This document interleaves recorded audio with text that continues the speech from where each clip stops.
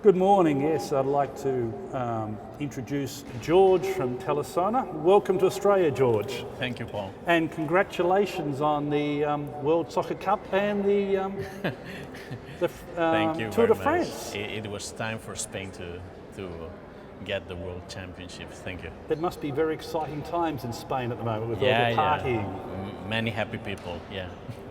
So is this your first trip to Australia? Oh yes, my first trip to Australia. I hope not the last one, because this country is really amazing and I like it. Well, that's good. Now this morning we saw a number of presentations, and the opening presentation we saw some interesting scenarios about the future of BI. What did you think about the mobile and the iPad functionality? Well, I was amazed at seeing this presentation, and I have to say that we have already aiming at introducing these capabilities in our company, and in the beginning what we are trying to do is to deliver, let's say, normal reports, not to have ad hoc reporting, but to deliver the same kind of reports we are presently delivering through other interfaces, also through mobile devices. So I think within this year or next year we will be there. Oh, that'll be good. There just seems to be so many new developments from SAP in the BI space. Yeah, you get sometimes confused what is what when there are so many things going on. So you have to keep yourself updated all the time. So where do you, from your company's perspective, where do you get your information from? How do you understand the different offerings?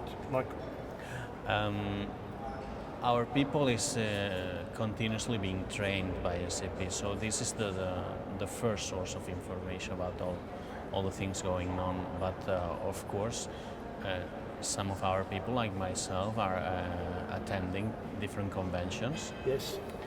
Both in Europe and in USA, and like here myself in Australia right now.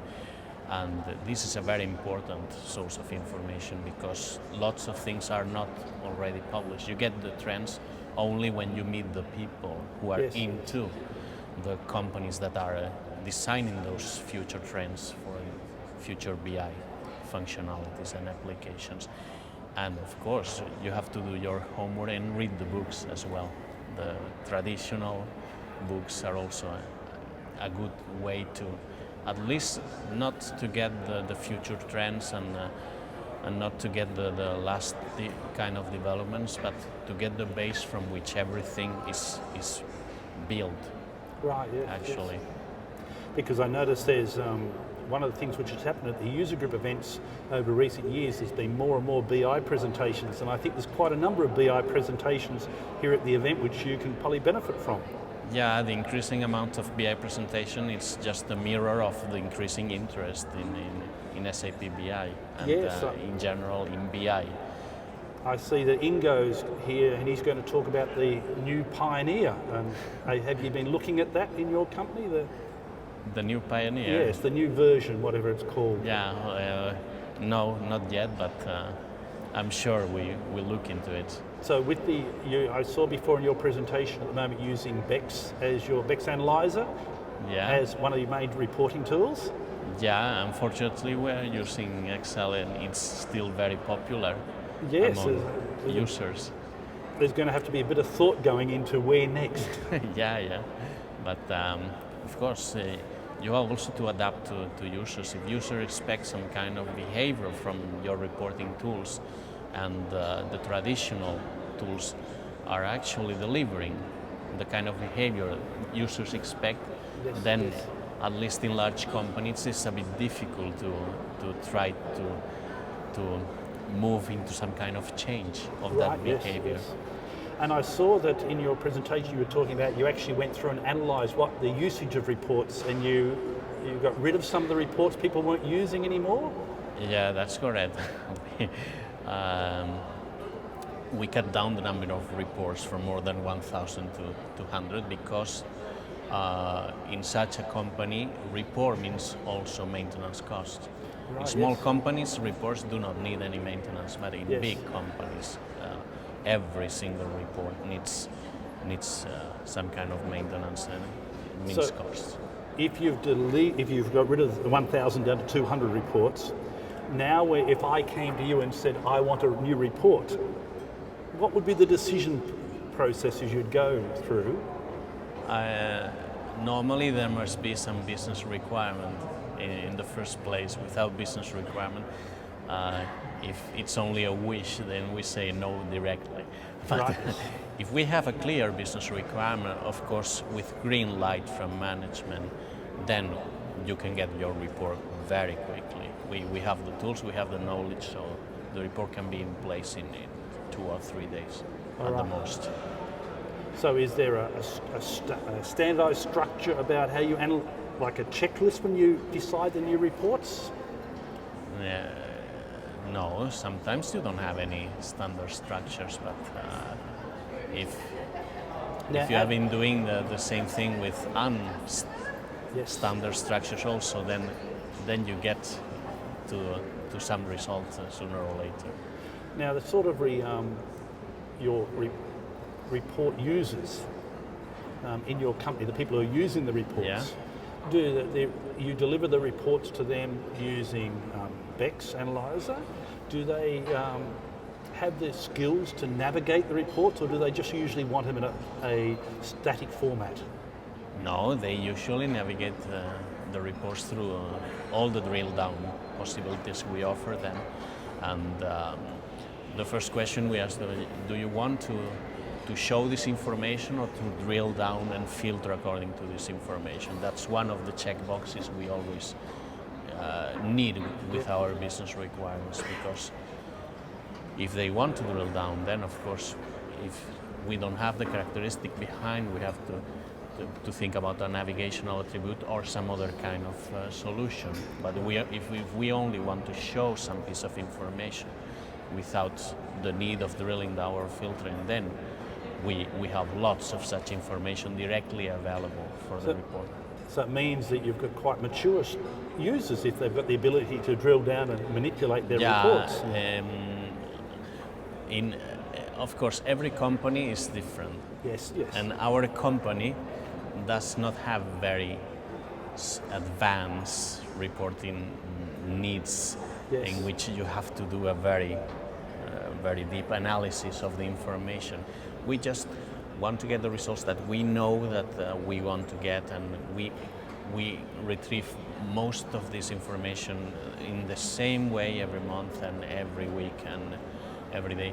So we have a number of users who are very interested in looking at new things that nobody looked at before. And of course, these users are very interesting in our company, but